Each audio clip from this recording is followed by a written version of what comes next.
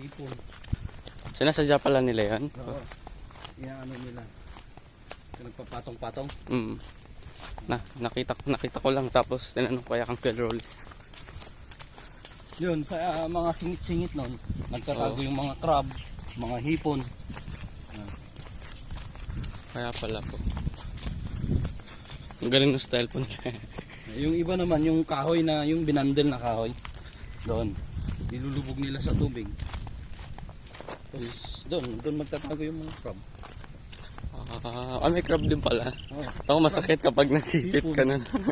oh, yung crab hipon ngayon, tapos pagka matagal na, siguro mga buwan din, iangat na nila yung mga kahoy na bundle, yung parang panggatong. Pag inangat nila sa tubig yon, Pakita sumasama na yung mga ano.